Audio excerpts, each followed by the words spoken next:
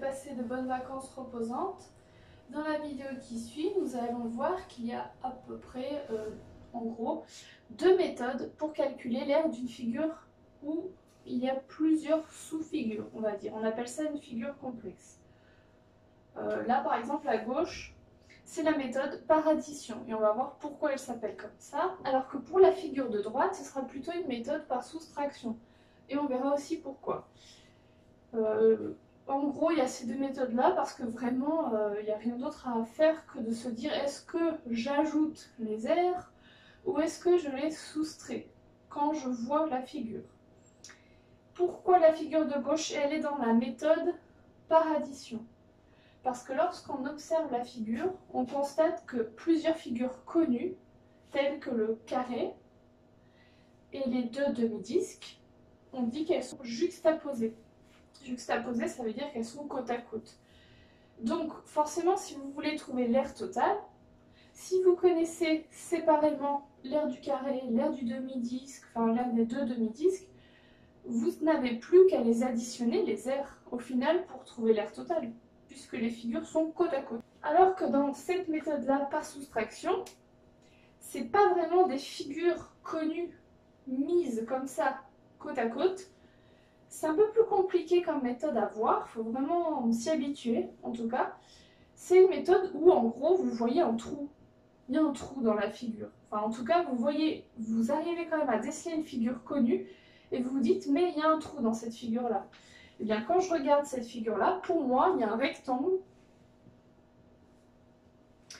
et il y a un trou en forme de triangle rectangle. Donc, si je veux essayer d'améliorer les choses, je mets des petits pointillés pour mieux visualiser le triangle rectangle et le rectangle. Je reviens donc à la méthode par addition. Une fois qu'on a compris qu'il fallait les additionner, les aires, et bien on calcule les aires séparément. Première aire, on va désigner par A1, c'est un petit codage, une abréviation, qui va désigner l'aire du carré, l'aire 1. Si vous savez que la formule de l'aire du carré c'est côté fois côté, vous faites 20 fois 20 et vous trouvez 400 mètres carrés.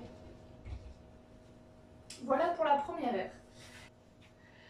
Pour A2, j'ai mis juste A2, j'ai pas mis A2 ou A3, c'est parce qu'en fait j'ai envie de les associer les 2 demi-disques parce que je trouve ça vraiment inutile et surtout que je trouve que c'est une perte de temps de calculer l'aire d'un demi-disque plus l'aire d'un demi-disque et de faire la somme.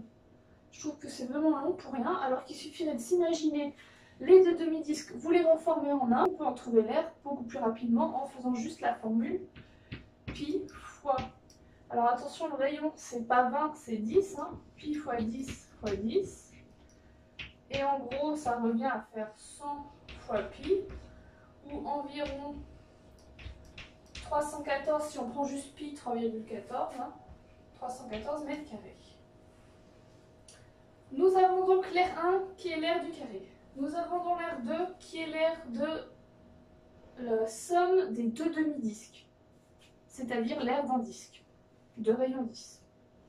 Eh bien, pour trouver l'aire totale, on est dans une méthode par addition, je rappelle, eh bien, nous faisons A1 plus A2, c'est-à-dire, et on peut déjà mettre un petit environ égal puisque nous avons une aire qui est approchée là, 314. 400 plus 314, c'est environ 714 mètres carrés. Et nous avons bien additionné les aires.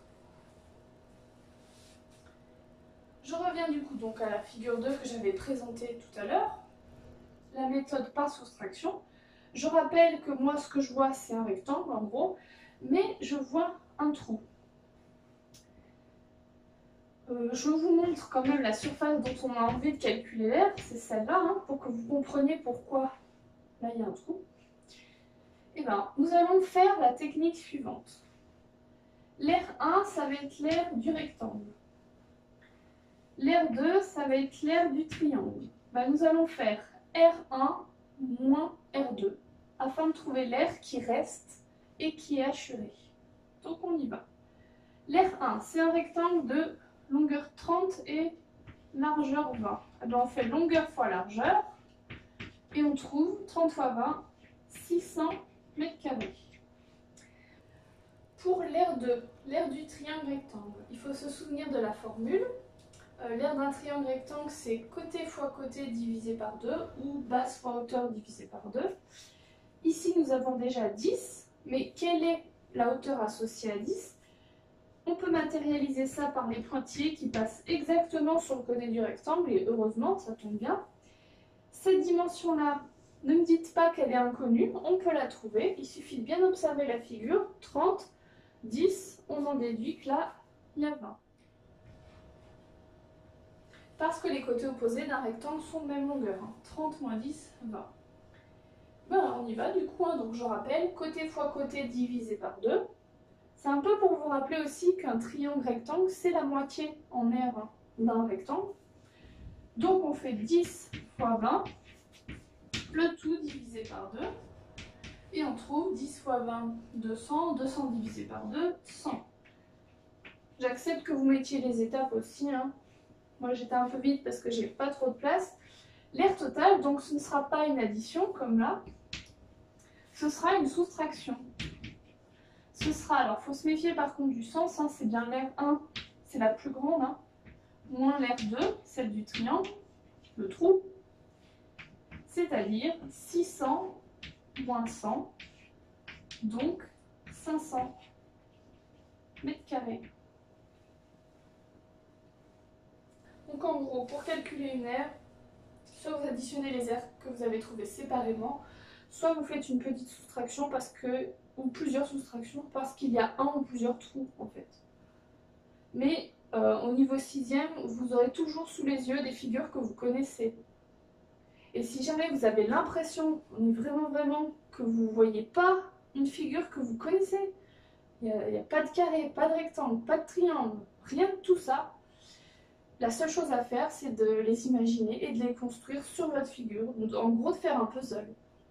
Si par exemple vous avez, je sais pas, un parallélogramme, alors j'ai plus de place pour le faire, mais un parallélogramme c'est comme ça, et bien un parallélogramme, vous pouvez découper en un triangle, plus un rectangle, plus un triangle. Ça fait 3 figures dont vous connaissez l'air. Rectangle, 2 triangles. Voilà. À bientôt.